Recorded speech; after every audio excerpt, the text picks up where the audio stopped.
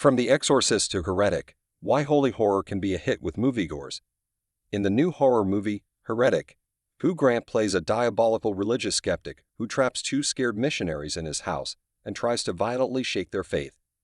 What starts more as a religious studies lecture slowly morphs into a gory escape room for the two door-knocking members of the Church of Jesus Christ of Latter-day Saints, underscoring just how well-suited religion can be for terrifying and entertaining thrill-seeking moviegoers.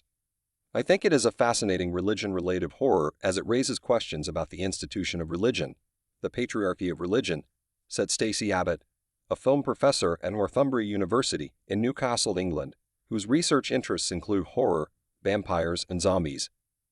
But it also questions the nature of faith and confronts the audience with a debate about choice, faith, and free will. Horror has had a decades-long attraction to religion, Christianity especially in the U.S., with the 1970s The Exorcist and The Omen being prime examples.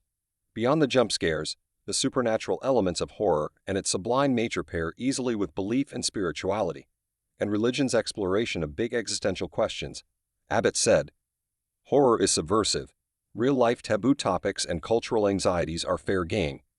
It is a rich canvas for social critique, and it can also be a space to reassert traditional values," Abbott said in an email.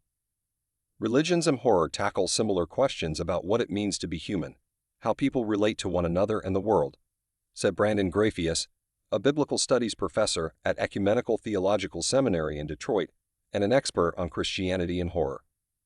So much of religion is about how we grapple with the reality of death, helping us make meaning even in the face of that reality, said Grafius.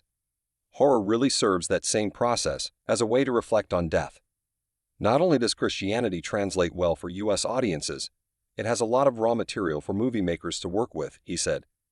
Christianity emerged as a strongly dualistic religion, where forces are either good or evil, Grafius said.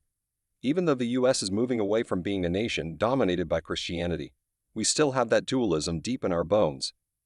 Among the more recent religion-themed horror films, the Conjuring franchise, including the Nun movies, show paranormal investigators battling demons, Abbott said, while the first Omen and Immaculate offer critiques of patriarchal attempts to control women's bodies. These films seem to be a direct response to many of the debates that are happening in the U.S. these days, Abbott wrote in her email. These different approaches to religion and horror illustrate the way in which the genre is engaging with a very live debate around religion, or more specifically how religion is being used to assert control, which is what Heretic is all about. Grant, who plays Mr. Reed in the new movie, told the Associated Press that he shared some of his heretic character skepticism, although not necessarily from a religious perspective. There is a part of me, probably a not very attractive part of me, that likes to smash people's idols.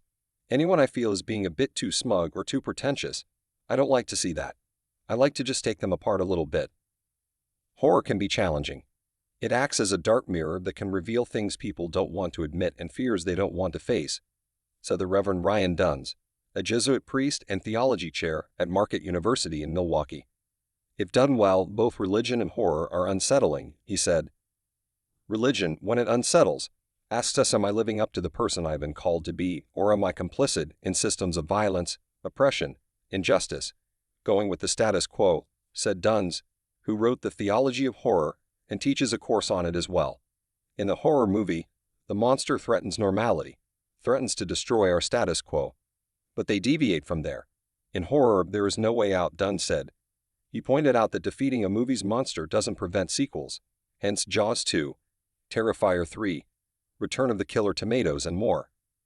In Christianity, it is Jesus and the Gospels threatening the status quo, but they offer hope and a way out, he said. Ty West mixes religion into the narrative of his new movie, Max Exine, a horror film about an adult film star trying to break into mainstream movies. West, who also wrote and directed The Sacrament, a horror movie inspired by the Jonestown Massacre in 1978, said he doesn't actively set out to tell stories with prominent religion narratives, but religion can be ripe for mining.